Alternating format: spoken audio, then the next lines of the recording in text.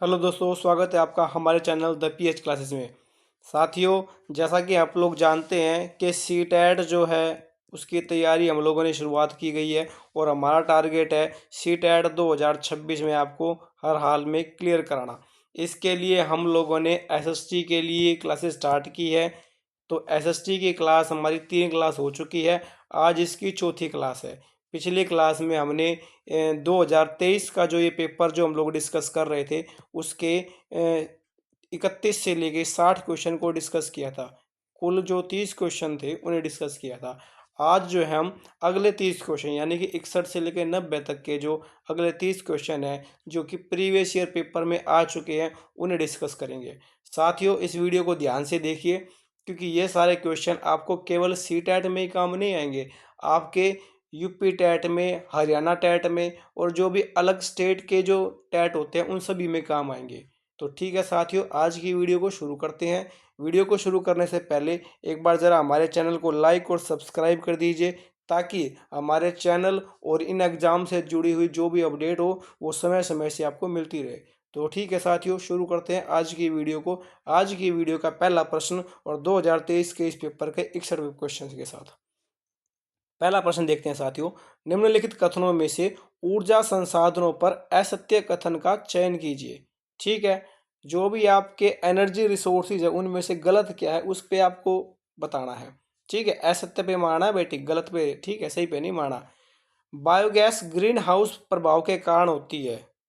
जी हाँ, ये बिल्कुल ठीक है। बायोगैस जो होती है वो ग्रीन हाउस पर इफेक्ट के कारण होती है। सौर ऊर्जा नवीकरणीय ऊर्जा है, बिल्कुल। Solar energy is renewable energy, बिल्कुल। ज्वारीय ऊर्जा समाप्य होती है, नहीं भाई ये गलत है। टाइडल एनर्जी जो होती है ये समाप्य नहीं होती, ये हो जाएगा आपका गलत। ये समाप्य नहीं होती। पवन ऊर्जा प्रदूषण मुक्त होती है, wind energy is non polluting, ये ठीक हो जाएगा। तो साथियों, मैंने आपसे बोला था कि असत्य बताना है, तो असत्य हो गया आपका तीसरे वाला। तो ये आपका गलत हो जाएगा कि जो टाइडल एनर्जी होती है वो समाप्य नहीं होती। ठीक है, वो समाप्य इसमें लिखा है कि ज्वारीय ऊर्जा समाप्य होती है, ऐसा नहीं होता, वो समाप्य नहीं होती। ठीक है, चलिए साथियों अगले चलते हैं अगले प्रश्न पर। ठीक है, निम्नलिखित में से यातायात का कौन सा साधन अधिक दूरी में भारी एवं बड़े आकार वाले सामानों को ढोने के लिए सबसे सस्ता है? देखो, अगर आप लोगों ने एनसीईआरटी ध्यान से पढ़ी होगी ना तो आप लोग इस प्रश्न का उत्तर बिना ऑप्शन दिए भी देख के बता सकते हो। एनसीईआरटी की छठी की एनसीईआरटी में आया हुआ ये क्वेश्चन है। और ये आपका मैं आपको बता दूं कि जब भी ये कहा जाए कि कौन सा यातायात का वो साधन है जो सबसे सस्ता होता है, ठीक है, लंबी दूरी के लिए बड़े आकार का और सबसे सस्ता होता है, तो जल मार्ग जो होता है ये उसका सही उत्तर हो जाएगा। जल मार्ग ही वो साधन है, वही मोड ऑफ ट्रांसपोर्ट है जो कि सबसे सस्ता होता है और भारी और बड़े आकार के जो सामान होते हैं उनको ढोने के लिए यूज में किया जाता है। चलिए आगे चलते हैं आज की वीडियो के अगले प्रश्न पर। अपने पर्यावरण को बचाने के लिए जिस प्रकार के संसाधनों का हमें अधिक उपयोग करना चाहिए वह सुझाइए। तो कौन से वो है बताइए। Suggest the type of resources we should use more in order to save our environment. तो non renewable, renewable, human made resources या फिर एबायोटिक रिसोर्सेज। तो मैं आपको साथियों बता दूं, रिन्यूएबल रिसोर्सेज। ठीक है, नवीकरणीय संसाधन, हमें नवीकरणीय संसाधनों का अधिक उपयोग करना चाहिए। ठीक है, क्योंकि ये समाप्त नहीं होते, इसीलिए इसीलिए हमें इनका उपयोग अधिक करना चाहिए। लिखा है ना, हमें अधिक उपयोग करना चाहिए। तो हमें जो रिन्यूएबल सोर्स ऑफ एनर्जी है उनका उपयोग ज़्यादा करना चाहिए क्योंकि ये समाप्त नहीं होते, ये रिन्यूएबल होते रहते हैं। ठीक है, चलिए आगे चलते हैं अगले प्रश्न पर। एक कक्षा गतिविधि के समय शिक्षक ने विद्यार्थियों से आदिवासियों जैसी दिखने वाली गुड़िया का चयन करने के लिए कहा। अधिकांश विद्यार्थियों ने रंग बिरंगे कपड़े पहने हुई, सिर पर मुकुट लगाए और नृत्य मुद्रा वाली गुड़िया उठा ली। यह व्यवहार क्या दर्शाती है? डिस्क्रिमिनेशन, स्टीरियोटाइप, प्रोग्रेसिवनेस या फिर प्रीजुडिस। देखो साथियों, इसी पेपर के आप तीसरी वीडियो को, मेरी इस जो सीटेट की तीसरी वीडियो उसको देखना।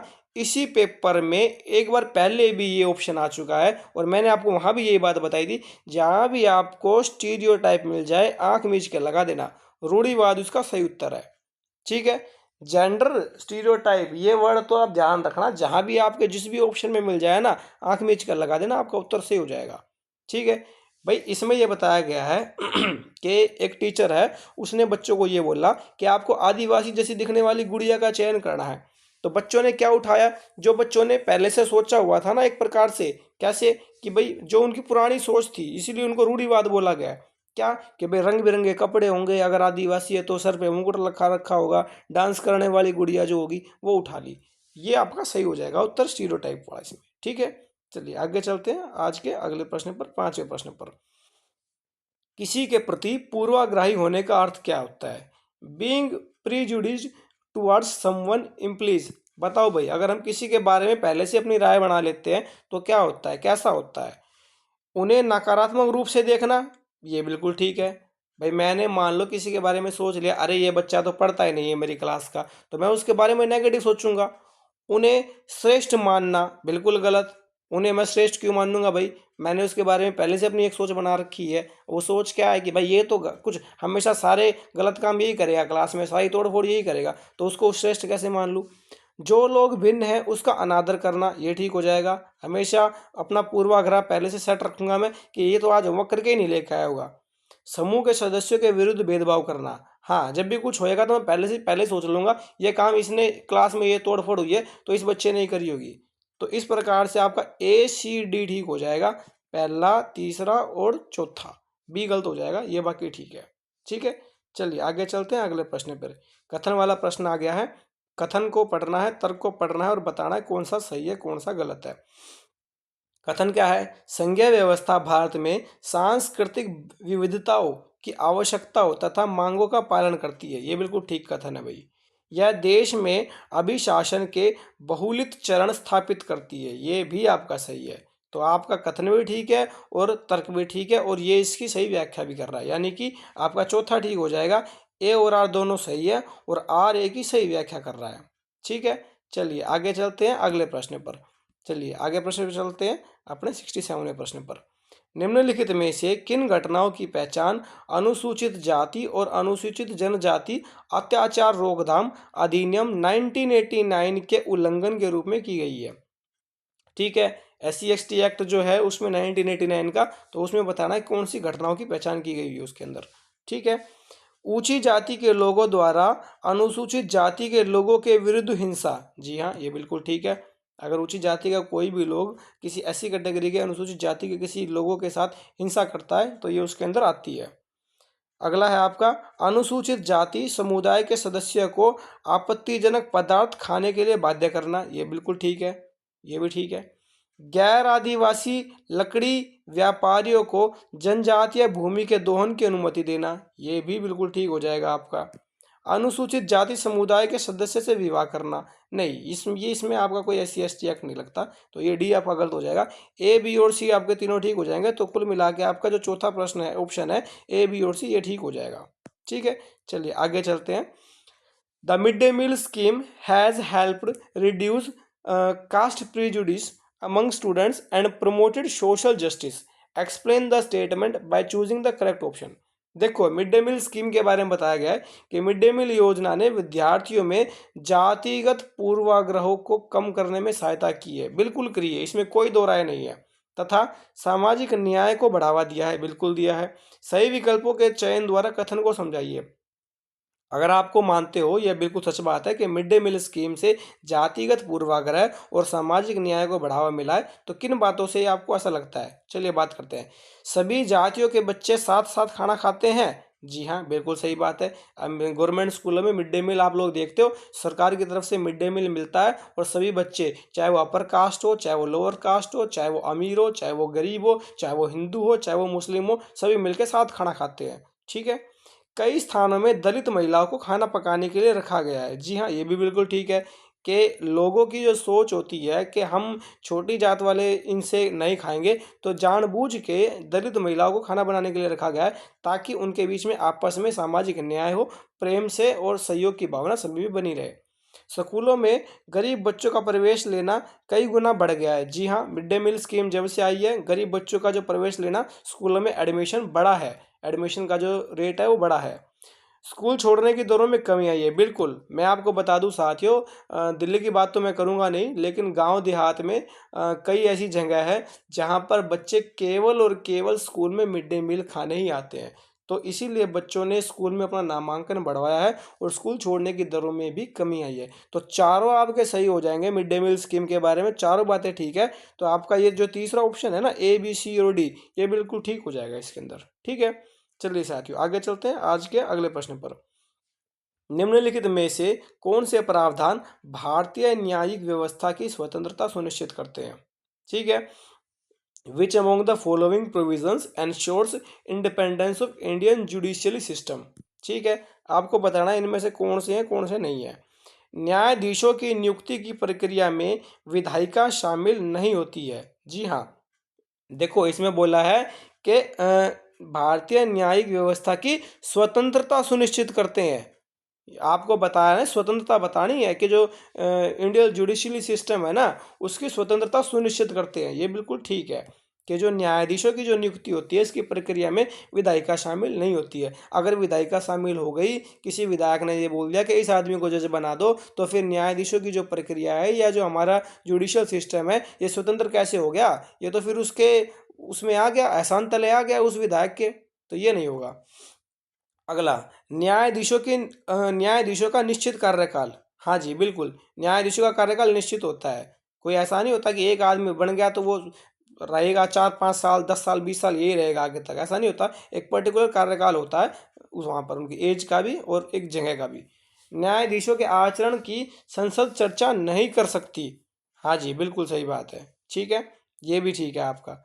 अगला, सर्वोच्च न्यायालय के मुख्य न्यायाधीशों को शपथ राष्ट्रपति दिलाते हैं। देखो ये बात ठीक है कि जो सुप्रीम कोर्ट का जो मेन जज होता है, जो चीफ जस्टिस ऑफ इंडिया होते हैं, इनको शपथ राष्ट्रपति दिलाते हैं, ये ठीक है।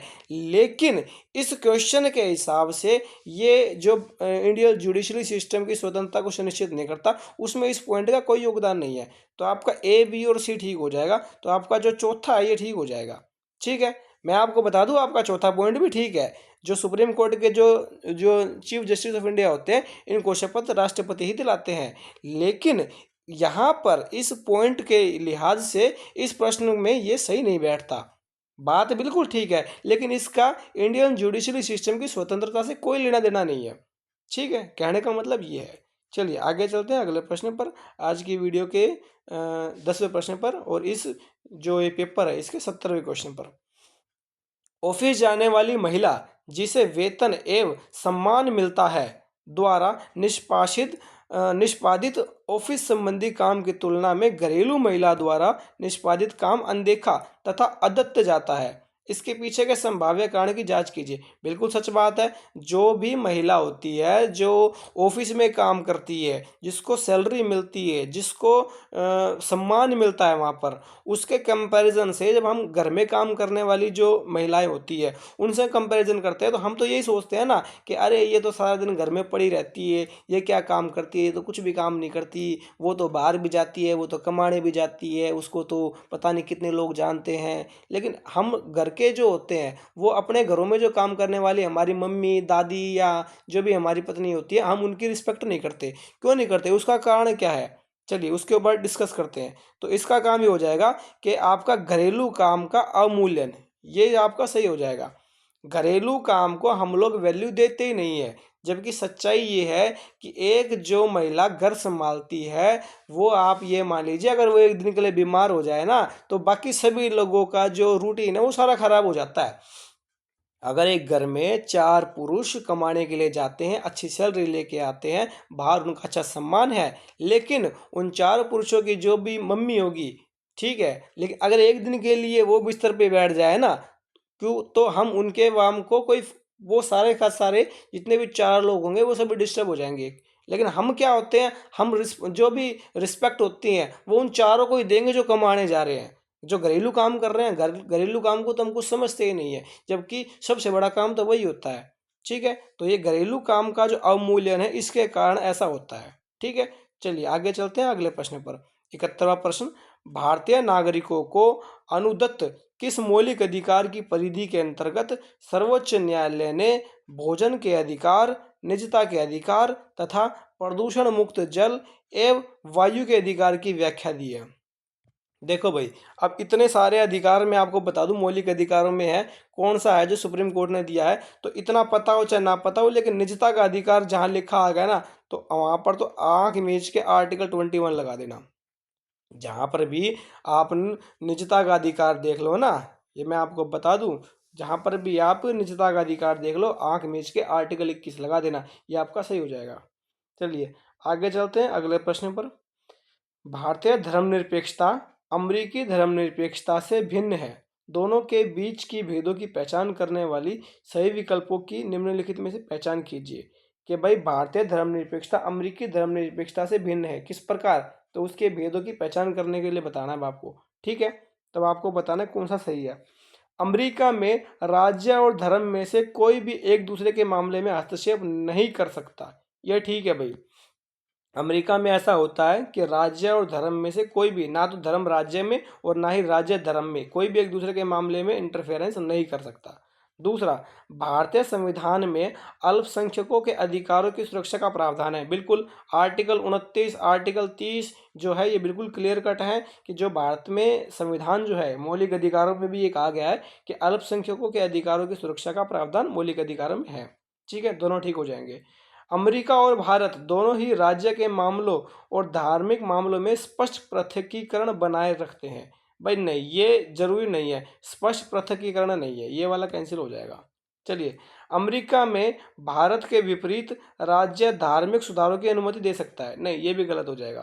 तो आपका पहला और दूसरा जो है वो बिल्कुल ठीक हो जाएगा, यानी कि आपका चौथा ए और बी जो है वो सही हो जाएंगे। ठीक है, चलिए साथियों आगे चलते हैं अगले प्रश्न पर। प्रश्न नंबर 73वां, सभी व्यक्ति कानून की दृष्टि में समान है। वाक्य का अर्थ बताना है कि भाई सारे व्यक्ति जो हैं वो कानून की दृष्टि में समान है। कैसे, किस बेस पे?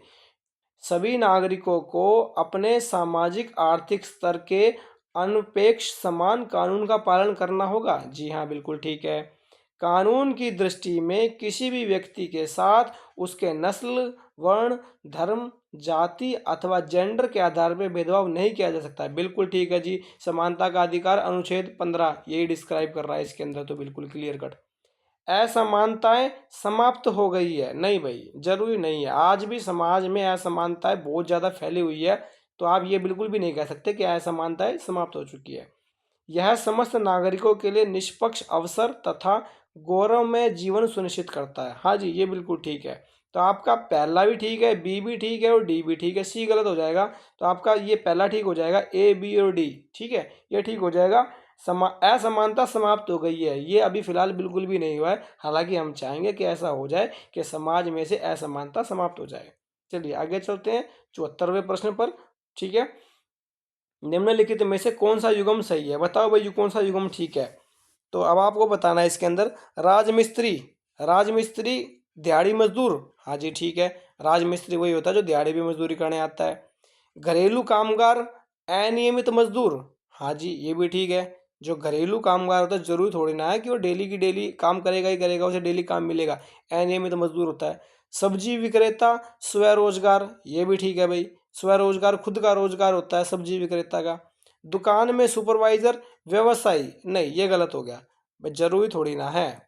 भाई तारक मेहता का उल्टा चश्मा में आप देखोगे तो जो दुकान में सुपरवाइजर अर्थात नट्टू काका या बागा है वो कोई व्यवसायी थोड़ी ना है। भाई व्यवसायी तो जेठालाल ही है, तो ये आपका गलत हो जाएगा और आपका ए बी सी ठीक हो जाएगा, यानी कि आपका दूसरा ऑप्शन ए बी और सी ठीक हो जाएगा। ठीक है, तो थोड़ा सा ध्यान से साथियों पढ़ो, क्वेश्चन आपके सारे वही हैं, ये कोई भी क्वेश्चन मैं अपनी तरफ से नहीं बना रहा, ये सारा आपका मैं प्रीवियस ईयर पेपर आपके साथ डिस्कस कर रहा हूँ, ये सारे पेपर में आए हुए क्वेश्चन है, तो इनसे मिलते जुलते ही क्वेश्चन आएंगे, तो जरा इनको देखो, एक बार नहीं समझ में आ रहा तो दोबारा क्वेश्चन को पढ़ के और तब इनको सोल्व करने की कोशिश करो।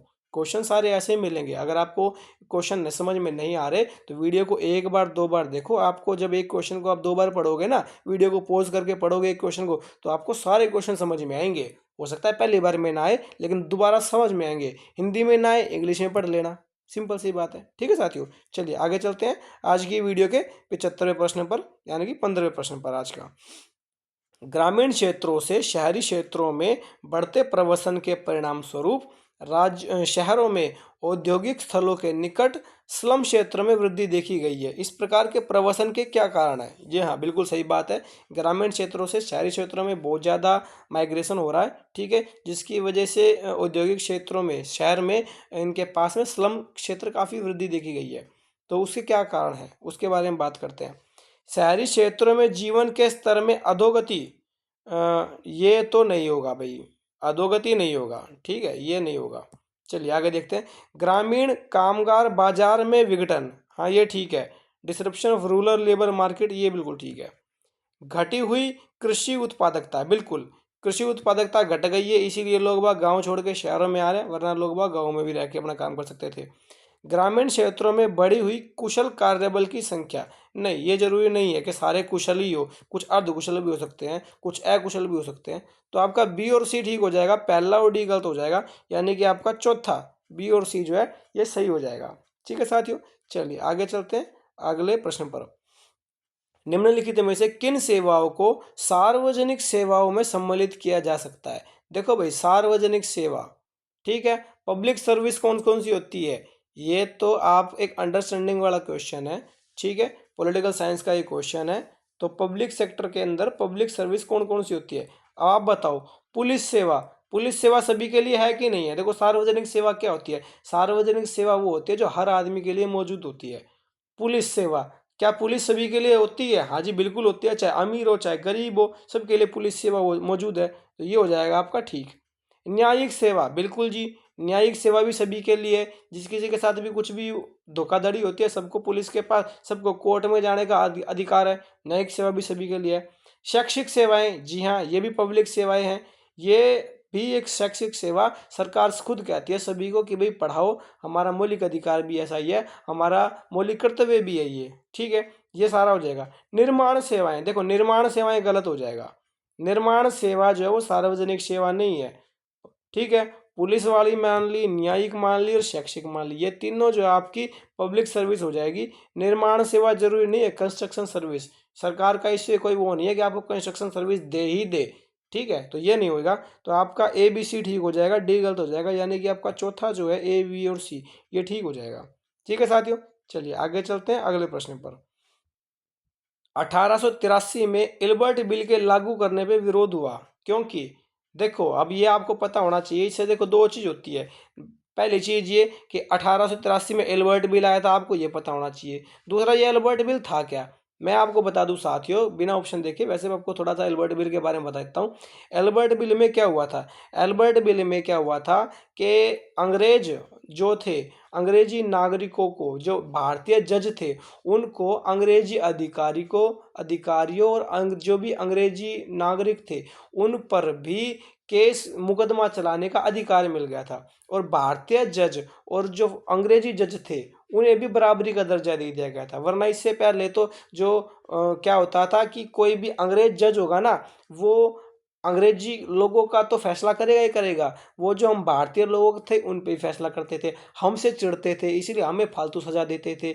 सेम क्राइम है दोनों का, अंग्रेज ने किया है तो कुल 2 महीने की सजा, हिंदुस्तानी ने कराया तो उसको 2 साल की सजा, ऐसा करते थे। तो ये इल्बर्ट बिल एक ऐसा बिल लाया था जिसके अंदर अब जो भारतीय जज थे इन्हें भी ये अधिकार दे दिया गया था कि आप भी जो अंग्रेजी नागरिक है, यानी कि जो अंग्रेज है भारत में, उसमें जो अंग्रेज रहते उन पे आप भी अपना फैसला सुना सकते हो। तो इससे क्या हो गया था, सभी अंग्रेजों ने इसका विरोध करना शुरू कर दिया था। ठीक है, ये था एल्बर्ट बिल। चलिए बात करते हैं इसके बारे में। भारतीयों ने इसका विरोध किया क्योंकि इस बिल ने ब्रिटिश सरकार को बिना सबूत के भारतीयों पर मुकदमा चलाने की छूट दे दी थी। नहीं भाई, ये गलत, ये रोलट एक्ट के बारे में आएगा, ये गलत हो गया। अंग्रेजों ने इस बिल का विरोध किया क्योंकि अब भारतीय भी ब्रिटिश या यूरोपीय व्यक्तियों पर मुकदमा चला सकते थे। जी हाँ, देखो मैंने अभी आपको बताया ना, ये ठीक हो जाएगा। बिल ने अंग्रेज और भारतीय न्यायाधीशों के बीच समानता स्थापित करने का प्रयास किया। बिल्कुल, मैंने आपको बताया ना, जो इंडिया के जो लोग थे, जो भारतीय आदमी, भारतीय न्यायाधीश था, वो भी अब जो अंग्रेज न्यायाधीश था उसके बराबर आ गया था। ये एल्बर्ट बिल था। बिल भारतीय लोगों के प्रति नस्लवादी नजरिया रखता था। गलत, नस्लवादी नजरिया क्यों रखेगा, ये तो भारतीयों के लिए अच्छा था। ये इल्बर्ट बिल था, तो इसका बी और सी ठीक हो जाएगा इल्बर्ट बिल का। ठीक है, बाकी मैं आपको बता दूं, ये एल्बर्ट को बाद में वापस भी ले लिया गया था प्रेशर में आके, क्योंकि उन्होंने कहा था नहीं भाई ऐसे तो हिंदुस्तानी और जो अंग्रेज हैं वो सब बराबर हो जाएंगे, तो इसलिए इस बिल को वापस ले लिया गया था। ये आपका 1883 का एल्बर्ट बिल था। चलिए आगे चलते हैं अगले प्रश्न पर। 78वां प्रश्न क्या कहता है, स्वतंत्र भारत के संबंध में निम्नलिखित कथनों पर विचार कीजिए। हमारा संविधान कानून की नज़र में सबको बराबर मानता है, लेकिन असल जिंदगी में कुछ भारतीय औरों के मुकाबले ज़्यादा बराबर है। आपको बताना ये सही है या नहीं है? बिल्कुल सही है भाई। ठीक है। दूसरा कारण क्या है, भारतीय संविधान में तय किए गए आदर्शों को हम अभी तक साकार नहीं कर पाए हैं। ये बात बिल्कुल ठीक है। तो आपका ए और बी दोनों ठीक हो जाएगा। हाँ, ए और आर दोनों सही है, ये आपका पहला हो जाएगा। ए और आर दोनों सही है और आर ए की सही की व्याख्या करता है, सही कारण भी है। भारतीय संविधान कानून की नज़र में सबको बराबर मानता है, लेकिन असल जिंदगी में आप लोग भी जानते हैं कि कुछ भारतीय औरों के मुकाबले ज़्यादा बराबर है। ठीक है। और भारतीय संविधान में जितने भी आदर्शों की हम बात करते हैं, ये सब अभी तक पूर्ण रूप से साकार नहीं हो पाए, ये बात भी सच है। चलिए आगे चलते हैं 79वें प्रश्न पर। यह आपको बताना है ए और बी कथन के बारे में, खिलाफत आंदोलन के बारे में ये कथन है। ठीक है। खिलाफत आंदोलन क्यों हुआ था मैं आपको बता दूं, 1919 में आपका खिलाफत आंदोलन हुआ था। दो अली बंधु जो थे, मोहम्मद अली और शौकत अली, इन्होंने मिलके इसको शुरू किया था। अली बंधु थे, ठीक है, अली बंधु, इन्होंने मिलके इसको शुरू किया था। क्यों किया था ये, फर्स्ट वर्ल्ड वार के अंदर आप लोग पता है मित्र राष्ट्रों की जीत हुई थी, दूरी राष्ट्रों की हार हुई थी, और दूरी राष्ट्रों की तरफ से तुर्की लड़ा था और तुर्की हार गया था। तो अंग्रेज जो थे, अब जो तुर्की के जो खलीफा थे, जो भी तुर्की के सुल्तान थे, ठीक है, उनके साथ बड़ी ही दुर्व्यवहार कर रहे थे। तो ये खिलाफत आंदोलन चला इसीलिए था कि भाई आप इनके साथ ऐसा ना किया जाए, उनके बारे में था। तो सभी जो देश के मुसलमान थे, और जब ये खिलाफत आंदोलन एक हुआ, सभी घूमते घूमते इंडिया में आया जब ये आंदोलन, तो वहाँ पर जो भारतीय मुसलमान थे उन्होंने भी इसके पक्ष में इसका साथ दिया। ठीक है। कथन क्या कहता है, 1920 में अंग्रेजों ने तुर्की के सुल्तान खलीफा पर बहुत सख्त संधि थोप दी थी। ये सही है गलत है भाई? बिल्कुल सही है, बिल्कुल थोप दी थी, क्योंकि फर्स्ट वर्ल्ड वार में अंग्रेज जीत गए थे, मित्र राष्ट्र जीत गए थे, दूसरी राष्ट्र में तुर्की हार गया था। भारतीय मुसलमान चाहते थे कि पुराने ओटोमन साम्राज्य में स्थित पवित्र मुस्लिम स्थानों पर खलीफा का नियंत्रण नहीं होना चाहिए था। बिल्कुल गलत भाई। भारतीय मुसलमान चाहते थे कि खलीफा का नियंत्रण होना चाहिए था। ठीक है। तो आपका ए ठीक है लेकिन बी गलत है। तो ये हो गया आपका पहला पहला आपका सही हो जाएगा। ए ठीक है परंतु बी गलत है। ठीक है। चलिए आगे चलते हैं 80वां प्रश्न पर। ठीक है। निम्नलिखित कथनों को पढ़िए और सही विकल्प के बारे में बताना है, कथन को देख के और उसका कारण बताना है आपको। ठीक है। कथन क्या है भाई, जैसे जैसे नील का व्यापार बढ़ा, व्यावसायिक प्रतिनिधि तथा कंपनी के कर्मचारी भी नील उत्पादन में निवेश करने लगे थे। ये सही है या गलत है? ये बिल्कुल ठीक है। जैसे जैसे नील का व्यापार बढ़ा था ना, तो व्यावसायिक प्रतिनिधि कंपनी के कर्मचारी भी नील उत्पादन में निवेश करने लगे थे, इन्वेस्ट करने लगे थे। इसमें होने वाले अधिक लाभ से आकर्षित होकर बहुत से लोग स्कॉटलैंड और इंग्लैंड से भारत आए और बागान मालिक बन गए। बिल्कुल सही भाई साहब, ये बिल्कुल सही कह रहे हैं। ठीक है। नील के व्यापार बढ़ा था, जिसकी वजह से कंपनी के लोगों ने नील के व्यापार में इन्वेस्टमेंट करनी शुरू कर दी थी, और उससे आकर्षित होकर जो लोग थे स्कॉटलैंड और इंग्लैंड से भारत में आए थे और बागान मालिक बन गए थे। तो आपका ए और आर दोनों सही हो जाएगा। ठीक है। तो ये हो जाएगा आपका चौथे वाला, ए और आर दोनों सही है और आर ए की सही व्याख्या करता है। ठीक है। चलिए आज की वीडियो के 21वें प्रश्न पर चलते हैं, यानी कि इस टेस्ट के 81वें प्रश्न पर। निम्नलिखित में से कौन से कथन बुद्ध के उपदेशों के संबंध में सही है? बताना भाई कि जो बुद्ध के उपदेशों के बारे में सही है, बताओ। ये आता है, हमारे कष्ट और दुख हमारे पिछले जन्मों के परिणाम है। जी हाँ, बुद्ध ने ये कहा था कि हमारे कष्ट और जो भी दुख है ये हमारे सब पिछले जन्म पूर्व जन्मों के परिणाम है। दूसरा, हमारे कष्ट और दुख हमारी लालसाओं और इच्छाओं की वजह से है। जी हाँ, इंसान की इच्छाएं जो है उसी की वजह से उसके दुख है और कष्ट है। एक खुशहाल जीवन के लिए बुद्ध के सभी अनुयायियों को उनके उपदेशों को मानना और पालन करना आवश्यक था। नहीं भाई, बुद्ध ने बिल्कुल कभी भी ये नहीं कहा कि मेरे नियमों को आवश्यक रूप से आप मानो ही मानो। ठीक है। तो ये वाला तो बिल्कुल गलत हो जाएगा। ए और बी जो हो जाएगा ये ठीक हो जाएगा, यानी कि आपका चौथा ए और बी ये आपके ठीक हो जाएंगे। ठीक है। चलिए आगे चलते हैं 82वें प्रश्न पर। 16वीं और 17वीं शताब्दियों में यूरोपीय बाजारों में भारतीय कपड़ों की मांग में तेजी आने से भारत के बुनकरों में निम्नलिखित परिवर्तन आए। बताओ कौन कौन से परिवर्तन आए थे भाई। अधिकाधिक लोगों ने कताई, धुलाई और रंगाई का धंधा अपना लिया था। हाँ बिल्कुल ठीक है, ये परिवर्तन आए थे क्योंकि जब मार्केट में डिमांड आई ना इंडियन कपड़ों की, तो बहुत ही लोगों ने ये वाला धंधा अपना लिया था। अगला, शिल्पकारों के कामकाज में स्वतंत्रता में बढ़ोतरी। बिल्कुल भी नहीं, कोई स्वतंत्रता नहीं थी भाई उनको। ठीक है। डिजाइनों में बहुलता और शिल्पकारों की कलात्मकता में बढ़ोतरी। नहीं, कोई डिजाइन वजाइन में इतना कोई बढ़ोतरी नहीं हुई थी। ठीक है। एजेंटों से पहले ही पेशगी लेकर काम करने की नई प्रणाली। जी हाँ, ये आपका सही हो जाएगा। जो एजेंट जो थे वो पहले ही पेशगी लेके और अपना कपड़े को बुकिंग कर लिया करते और उसी के बेस पे ये काम होता था। ठीक है। ये आपका पहले काम चल रहा है जब प्रेसिडेंसी से पहले वाले की बात चल रही है ये। ठीक है। तो इस प्रश्न का उत्तर आपका ए और डी दोनों हो जाएगा, यानी कि आपका पहला जो है ए और डी सही उत्तर हो जाएगा। ठीक है। चलिए आगे चलते हैं अगले प्रश्न पर। निम्न जातियों की दुर्दशा पे ज्योतिराव फूले की 1873 में आई किताब समर्पित है। ठीक है। बताओ भाई, बहुत ही बढ़िया प्रश्न आया है ये। ठीक है। ये प्रश्न आपको बताना है। मैं आपको बता दूं, ज्योतिराव फूले की जो 1873 की जो किताब थी, जो निम्न जातियों की दुर्दशा के बारे में बता रही थी, वो उसमें किस में थी? वो मेनली जो अमेरिका के जो अंदर गृह युद्ध हुआ था और उसमें जो दास प्रथा का विरोध करने वाले कार्यकर्ता थे, उनके बारे में थी वो। ठीक है। ये आप पढ़ोगे तो आपको पता लग जाएगा, काफ़ी फेमस नोवेल है ये। यानी कि इसका ये तीसरा, अमेरिकी गृह युद्ध में दास प्रथा का विरोध करने वाले कार्यकर्ताओं को। ठीक है, ये हो जाएगा। ब्रह्म समाज सुधारक, ये तो बिल्कुल भी नहीं। देखो ब्रह्म समाज जो था ना, ये आपको पता लग जाएगा, राजा राम मोहन राय। ब्रह्म समाज की स्थापना राजा राम मोहन राय ने की थी। ठीक है। तो कुछ चीजें ना आपको पता लग जाती है कि ये तो बिल्कुल ही नहीं होगा। भक्ति गायक का कोई लेना देना नहीं है ज्योतिराव फुले से। भारत के उपनिवेशवादी विरोधी आंदोलन के राष्ट्रवादियों का नहीं, निम्न जातियों के उसमें इसका भी कोई रोल नहीं था। तो आपका सी जो है तीसरा, ये आपका सही उत्तर हो जाएगा। ठीक है। चलिए साथियों, चलते हैं 84वें प्रश्न पर, आज के अगले प्रश्न पर। ठीक है। निम्नलिखित कथनों पर विचार करना है आपको। ठीक है। 19वीं सदी के दूसरे अर्ध तक गैर ब्राह्मण जातियों के भीतर से भी लोग जातीय भेदभाव के खिलाफ आवाज उठाने लगे और सामाजिक समानता और न्याय की मांग करते हुए आंदोलनों की शुरुआत की। क्या ये ठीक है? जी हाँ, बिल्कुल ठीक है ये। अगला, मध्य भारत में सतनामी आंदोलन की शुरुआत घासीदास ने की, जिन्होंने चमड़े का काम करने वालों के बीच काम किया एवं उनको संगठित किया और उनकी सामाजिक स्थिति में सुधार के लिए आंदोलन किया। बिल्कुल ठीक, ये भी सही है। सतनामी आंदोलन की जो शुरुआत थी वो गुरु घासीदास ने की थी। ये बिल्कुल जीके का क्वेश्चन है, ये जीके में भी आया हुआ क्वेश्चन है। तो आपका जो दोनों हो जाएंगे ठीक है इसमें। ठीक है। तो आपका ए और बी दोनों सही है और बी ए का उदाहरण भी है। ये आपका चौथा जो है ये इसका सही उत्तर हो जाएगा।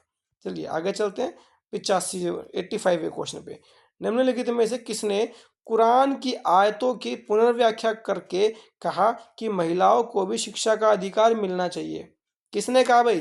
तो इस प्रश्न का उत्तर हो जाएगा आपका मुमताज अली, बी मुमताज अली। ठीक है।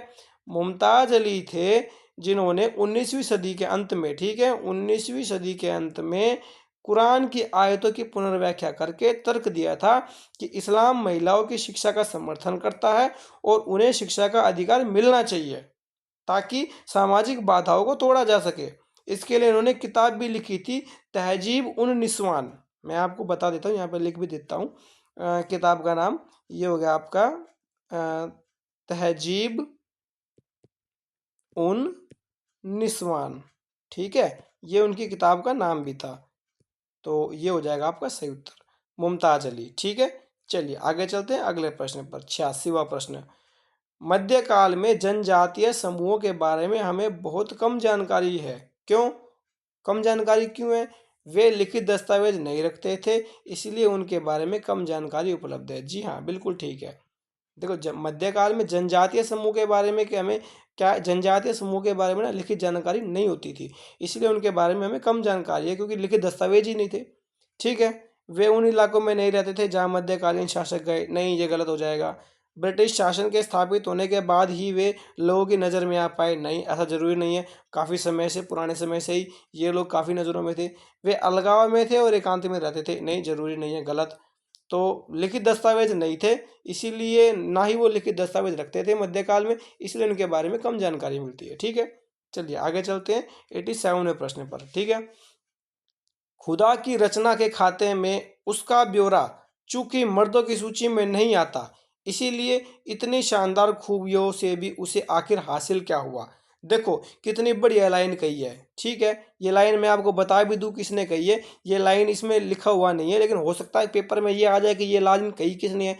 मिनहाज ए सिराज ने ये लाइन कही थी। क्या कही थी? मिनहाज ए सिराज, सुना होगा आप लोगों ने इनका नाम, मिनहाज ए सिराज, उन्होंने ये लाइन बोली थी। अब प्रश्न ये है कि 13वीं शताब्दी में ये जो लाइन लिखी है मिनहाज ए सिराज ने, वो किसके लिए लिखी है? तो मैं आपको बता दूं साथियों, इस प्रश्न का उत्तर आपका दूसरा रजिया हो जाएगा। रजिया सुल्तान के बारे में बोली है। यहाँ पे रजिया का मतलब खाली रजिया नहीं है, ये आपका रजिया सुल्तान के बारे में बताया गया है। ठीक है, रजिया सुल्तान के बारे में आप लोगों ने सुना होगा पक्का। गुलाम वंश की शासिका थी, दिल्ली सल्तनत की पहली और आखिरी शासिका थी, इल्तुतमिश की बेटी थी। ठीक है, और आपकी 1136 में बनी थी ये, और 1140 में हट गई थी, काफ़ी कम समय के लिए थी। ठीक है, लेकिन उनके बारे में मिनहाज ए सिराज कहते हैं कि खुदा की रचना के खाते में उसका ब्यौरा चूंकि मर्दों की सूची में नहीं आता, इसलिए इतनी शानदार खूबियों से भी आखिर उसे क्या हासिल हुआ। आप लोगों ने सुना भी होगा कि रज़िया सुल्तान जो थी वो पुरुषों के बराबर कपड़े पहन के, पुरुषों के जैसे कपड़े पहन के दरबार में आया करती थी। ठीक है, तो उसके बारे में ये मिनहाज ए सिराज ने 13वीं शताब्दी के जो थे उन्होंने कहा था रज़िया सुल्तान के बारे में। चलिए आगे चलते हैं 88वें प्रश्न पर। 12वीं शताब्दी में प्रयुक्त प्रौद्योगिकी के संबंध में निम्नलिखित में से कौन सा कथन सही है? बताओ भाई कौन सा कथन सही है? मेहराबों का निर्माण अधिरचना के भार को स्थानांतरित करने के लिए किया जाता था। बिल्कुल ठीक है जी, मेहराबों का निर्माण इसीलिए किया जाता था। मेहराब का मध्य भाग आधारशिला कहलाता था। नहीं, गलत, ये जरूरी नहीं है। यानी कि केवल एक, आपका पहला जो है केवल एक बिल्कुल ठीक हो जाएगा। चलिए अगला प्रश्न, निम्नलिखित में से कौन से पूरा पाषाण स्थल में चूना पत्थर से बने औजार मिले हैं? बताओ भाई कौन से पूरा पाषाण काल से मिले हैं? तो इस प्रश्न का उत्तर आ जाएगा आपका हुंसगी। हुंसगी हो जाएगा वैसे ही उत्तर। ठीक है, भारत का ये हुंसगी पड़ता कहाँ है? ये कर्नाटक में पड़ता है। पहले तो आपको ये पता होना चाहिए हुंसगी था क्या, कहाँ था। कर्नाटक था। भारत के कर्नाटक क्षेत्र में स्थित हुंसगी नामक पूरा पाषाण स्थल पे चूना पत्थर, जिसको कि लाइमस्टोन बोलते हैं, और क्वार्ट्ज से बने औजार प्रचुर मात्रा में मिले थे, जो इस क्षेत्र में प्राकृतिक रूप से उपलब्ध संसाधनों के उपयोग को भी दर्शाते थे। ठीक है, चलिए आगे चलते हैं। आज की वीडियो का आखिरी प्रश्न साथियों, निम्नलिखित में से कौन सा महाजनपदों के नियमित रूप से कर वसूलने के संदर्भ में सही नहीं है? ठीक है भाई, जो गलत है वो बताना है। आखेटकों तथा संग्राहकों को भी जंगल से प्राप्त वस्तुएं राजा को देनी होती थी। जी बिल्कुल देनी होती थी। व्यापार में खरीदी व बेची जाने वाली वस्तुओं पर कर लगाया जाता था। जी हाँ, बिल्कुल लगाया जाता था, महाजनपदों में होता था। 16 महाजनपद जब आप पढ़ोगे तो आप इस चीज़ को देखोगे। ज़्यादातर फसलों पर कर एवज का आधा भाग हिस्सा निर्धारित होता था। नहीं, ये गलत है भाई, फिक्स नहीं था, कुछ चीज़ों पे अलग था। ठीक है, कुछ चीज़ों पे 2/, ये था आपका 1/3, 1/3 था। ठीक है, कुछ चीज़ों पे 1/4 भी था। तो ये गलत हो जाएगा, ये जरूरी नहीं है। चरवाहों को जानवरों या उनके उत्पाद के रूप में कर देना पड़ता था। हाँ जी, बिल्कुल देना पड़ता था। तो आपका तीसरा हो जाएगा जो आपका इस प्रश्न का गलत उत्तर था। इसमें सही पूछा, नोट रूप पूछा था, गलत पूछा था, तो गलत हो जाएगा आपका तीसरा। ठीक है, तो ये आपका उत्तर हो जाएगा।